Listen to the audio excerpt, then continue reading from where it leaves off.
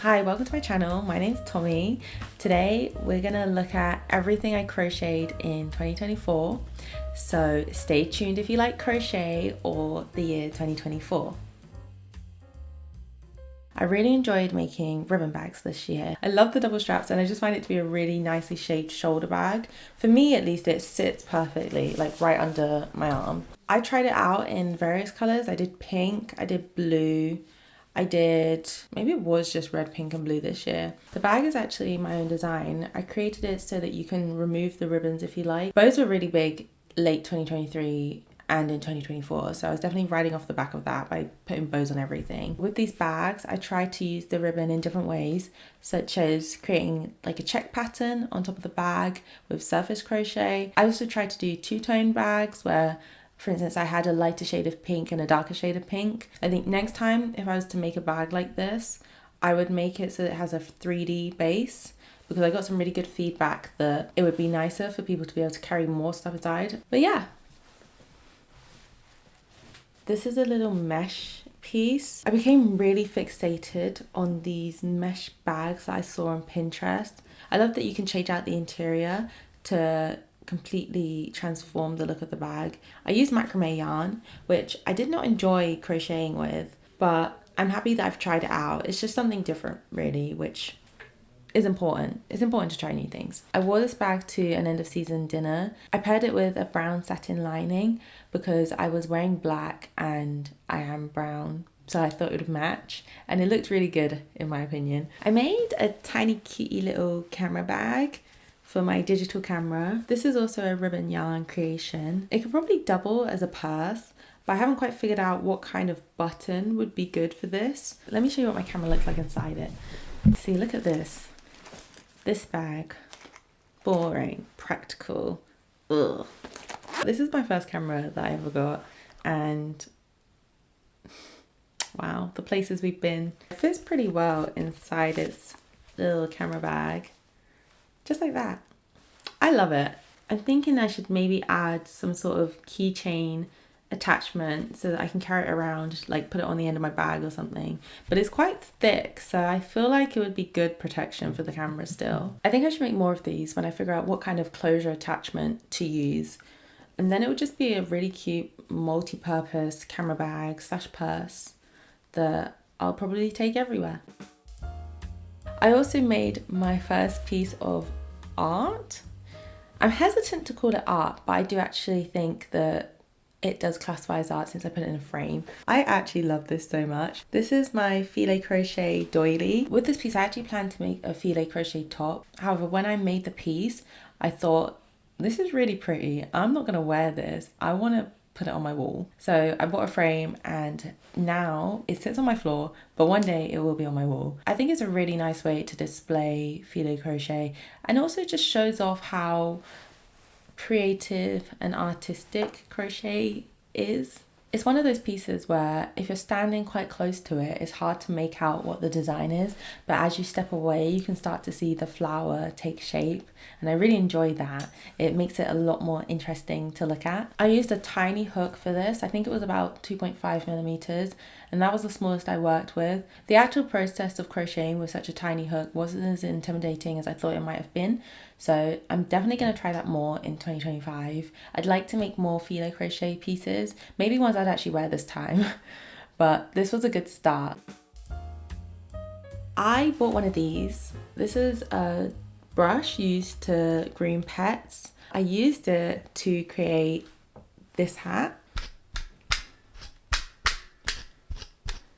You use the brush to create this fluffy texture by pulling some of the fiber out of the chains, out of the stitches. It does look a little bit shaggy, a little bit messy, but I really enjoy wearing this in winter. But next time I want to make something similar, I'd probably use wool. This is just a nice way to add texture to my grey outfits. I also made a couple of these brown bucket cloche hats. These are quite cute actually, but I haven't worn them out yet. I made it by using 3 strands of cotton yarn. I feel like I could make it look more interesting though. This doesn't look that interesting at the moment. It fits really nicely, but I feel like it needs a little something else to it. I can't think of what that something else is, but if anybody wants to share ideas, please do. The next hat I have is this cat hat. It honestly started off as a purse. I made a purse on my way to Thorpe Park because I didn't have one, but I did have yarn, obviously. So on the train there, I just crocheted a purse. I realized I didn't actually need a purse past that event, so I repurposed it into a hat. I should actually use the pet brush to make it look a little bit more like the other fluffy grey hat, because I think that would look really good with this shape. I love this hat, and as you can tell, I love this hat shape as well. This is my favorite cloche hat that I've made so far. I love the yarn colors and how it changes so subtly near the bottom. I realized if I use a smaller stitch, the color change looks a lot more subtle than if I used a bigger one. So that's why near the bottom of this hat, I changed it to single crochet, whereas at the top, I think I was doing half double. So you get this nice effect here, especially where all the colors just blend in a lot more, and I really like that. I also made a bunch of these little tiny baby hats. I used this really nice lyocell, I think it's pronounced lyocell, Falkland Islands wool, and it creates such a nice soft material. I actually don't know how big a baby's head is, so I googled and I estimated, and I really hope the hats fit. And then I also put the names on the hats using surface crochet, and I think it was really cute. I love the idea of receiving a gift when you're born and then having it for the rest of your life as a keepsake of the day you came into this earth. I don't know, something like that. I thought they were really cute, so I'm happy that my friends asked me to make them for them. And I think they make really nice gifts as well. Something handmade, something personal. Yeah, it's right up my street. Next, I have this scarf that I made using Tunisian crochet. This is what it looks like on. Very cute, very cool. If I do say so myself. No, I'm joking. This is the first piece that I made with the Tunisian crochet technique, and I really enjoyed it. It's such a different experience to regular crochet because the material that you produce at the end is really soft, really flexible, and it's just so neat. Look at that. Look at how orderly that is. I love it. It takes me one step closer to knitting, which I'd really love to pick up maybe 2025, maybe. Again, this scarf was made using the lyocell Falkland Islands wool, and I don't think it does that much for keeping you warm because, to be honest, it's a pretty skinny scarf. The only thing I'd say is the downside of Tunisian crochet is that it produces a fabric that's one-sided. Like, I think the backside looks okay, but you can definitely tell which is the front and which is the back.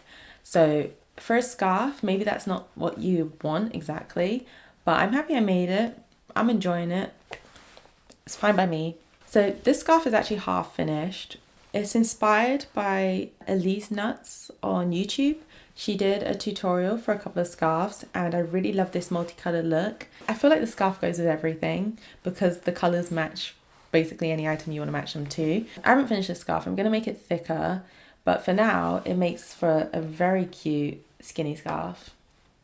This scarf so far has been a great way for me to use up scrap yarn that I've had. So I'm going to make it a little bit thicker, hopefully get through a little bit more scrap yarn. But for now, I mean, I've worn this out like this anyway, so I would call it a project. I'd say I'd add it to the list. I made a snood. Hopefully picture here. I liked how quick it was to make up. I just used acrylic yarn and I think a 6mm hook. And then I did a back loop stitch to create a ribbed kind of effect. Pretty good.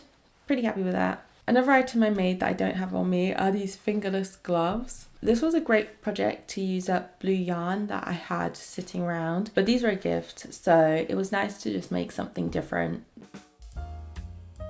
I finally finished this jumper. I think it's my pride and joy. This jumper took me ages. Technically, I started it in 2023. I followed Erin B's tutorial on how to make a crew neck jumper, and it came out great. It's so warm, and it's just the perfect item to wear when you're just lounging around the house. You know, you ain't got nothing going on, but you want to be cozy. This bad boy right here. In May, I went to the Lake District with my friend and had a wonderful time. And one of the items I wore was this green skirt. This skirt used to be a top, however, I found that I wasn't wearing it. This was my first time making a skirt. At the time, I didn't really know how to deal with decreases with the moss stitch, so I actually changed my stitch when I got to this point. You can kind of see that. But my first skirt, I think it's quite good. I'm quite happy with it. It's quite thick, so I think future skirts, I would like actually a lighter material. Over summer, I made these crop top and skirt sets for my friends. This was my first time making custom items for people, and boy, boy was it a challenge. I love it, but there was certainly a steep learning curve there. I bought too much yarn for the summer sets, so with the remaining yarn, I created a little crochet bikini top.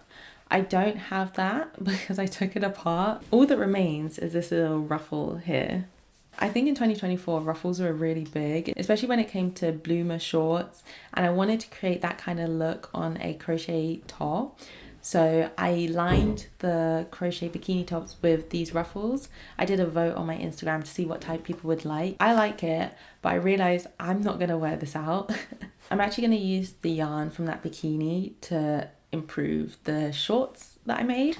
I'm really proud of these shorts. They were a labor of love. Everyone and their mum basically made crochet shorts this year.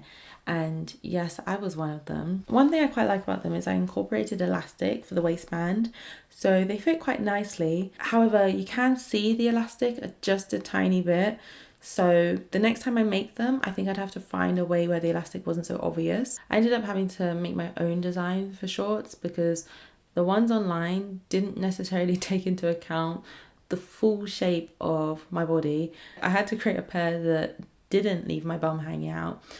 It wasn't the look I was going for. These shorts are still a tiny bit short, but I've got all that leftover yarn from the bikini top that I took apart to just add a tiny bit more length to these shorts before I can wear them out. To round off summer, I also made another crochet bikini top. I used two different types of pink yarn to create this stripy two-tone effect. I really want to use colour a lot better in my work in 2025 because a lot of the items that I've made so far haven't been in colours that I would wear myself. So if I create more items that are in the colours that I like, then the idea is that I'll wear them. Last but not least, I have my Christmas cardigan. I made a whole video about the process of making this cardigan, which you can check out on my channel. This piece was made in a similar way to the crochet jumper that I'd already made. I used the same type of yarn, but a different hook size. I used 5.5 for this one. I think I used just 5 for the jumper. I'm still yet to add buttons and the collar, so I will be fixing that in the new year. The main thing I learned with this cardigan was just to measure everything. Remember to measure my arms, remember to measure my waist, remember to measure my front, my back, everything. Freestyling a cardigan and then just thinking it will fit is never the way to go. It's never the answer. So those are all the items I crocheted in 2024. Hopefully I'll be crocheting a lot more in 2025 and creating more items that I'd actually wear. If there's anything you'd like to see me make, please feel free to comment down below and I will see you later. Bye!